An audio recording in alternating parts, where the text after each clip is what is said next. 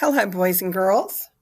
Well, this is the last video, part 4 of our 5th grade math review.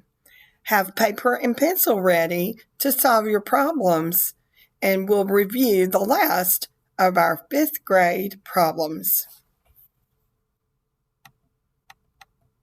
Remember, stop. Stop the monsters in your head.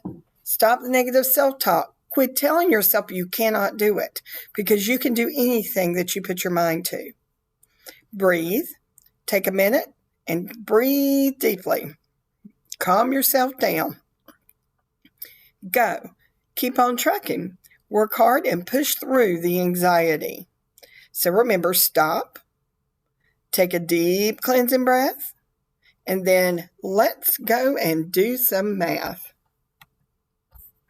Here are our practice questions. I'm ready. Are you ready?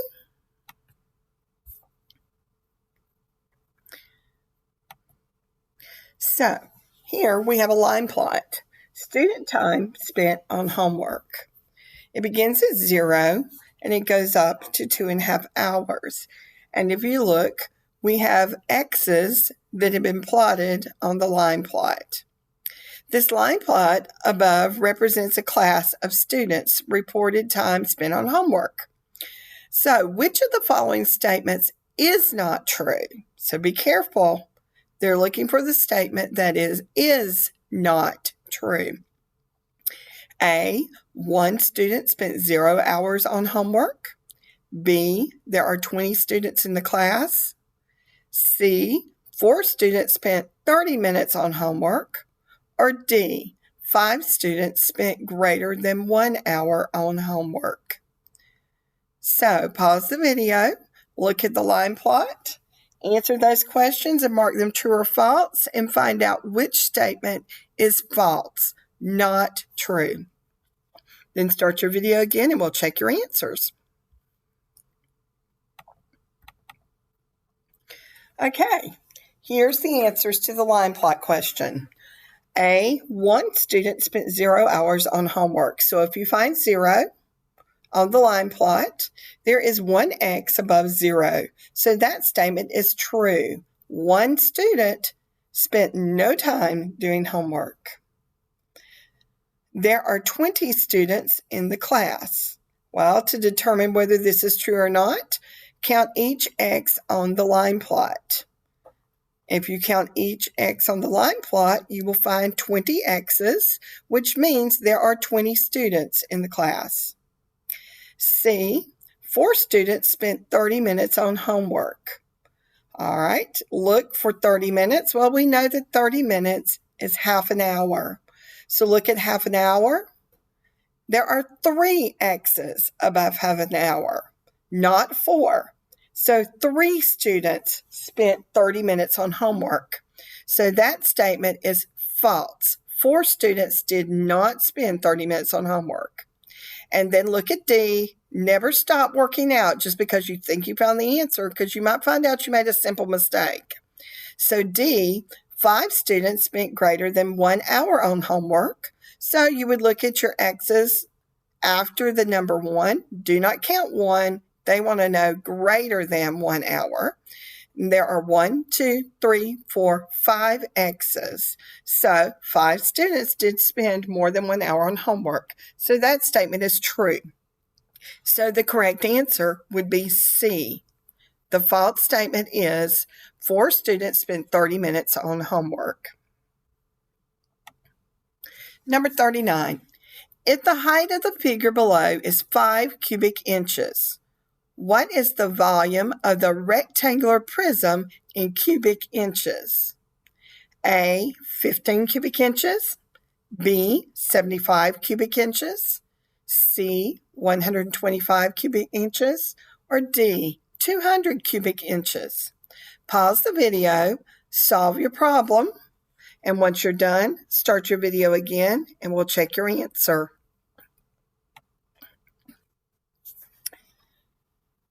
If the height of the figure below is 5 cubic inches, what is the volume of the rectangular prism in cubic inches? Okay, remember, volume is how much an object can hold. The correct answer is B. 75 cubic inches. All right, if you look at the diagram, I'll explain how we figured this out. If you look, the layer of blocks we can see is 3 by 5. So 3 times 5 equals 15. So one layer of blocks is 15. And then I estimate how many would fill up. Well, if I could layer those blocks, it would take approximately 5 layers of blocks to fill that rectangular prism. So, therefore, I would take 15 and multiply it times 5. 15 times 5 equals 75. So, there are 75 cubic inches. Number 41. What is the volume of the figure below? 6 by 3 by 4. Is it A, 72, B, 24, C, 72 cubic centimeters, or D, 62 cubic centimeters? Pause the video, solve for the volume of the figure, and then start your video again and check your work. All right. What is the volume of the figure below? 4 by 3 by 6. The correct answer is 72 cubic centimeters. Remember, to find the volume, you're going to multiply your 3 calculations that you have. You have 6 times 3 times 4. So, multiplying 6 times 3 is 18. And then 18 times 4 equals 72. So the volume equals 72 cubic centimeters.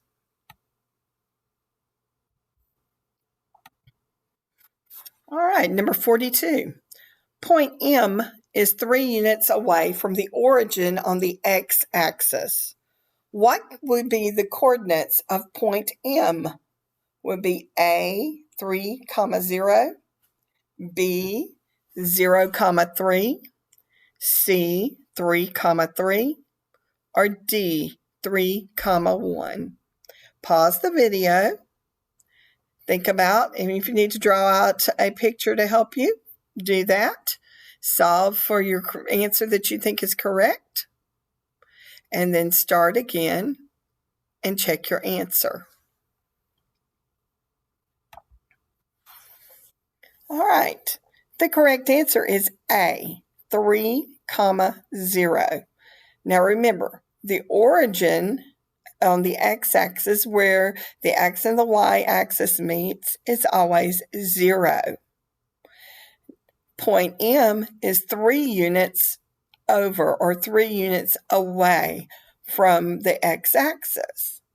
And remember, when you are plotting points, you have to go over before up.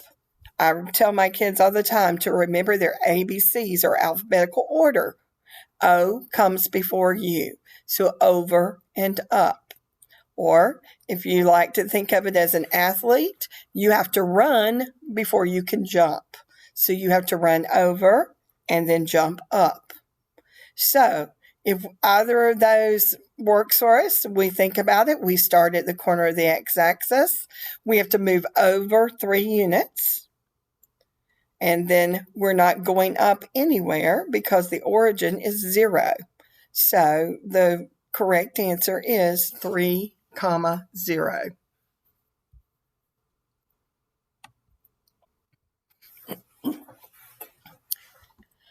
Isaiah traveled from point E to point F. What is a possible route that he took? Could it be A, 2 units down and 3 units left? Could it be B, 3 units left and 2 units down? C, 3 units down, 2 units right? Or D, 2 units down, 3 units right? So, if he traveled from point E to point F, what would be a route that he could take? Pause the video, look at the graph to help you, and choose your correct answer. Then start the video again to check your answer. All right, let's look at our answer. All right, if you look at the graph, we know that Isaiah traveled from E to F. So we need to look, and we can go to the right because F is to the right of E, so you must go right. And you would count the points. So you're starting on 1, you're going to count 2, 3, 4. So we know that we need to move to the right 3 places. Now we know F is down from E. We start on 7. F is on line 5. So we go 7, 6, 5.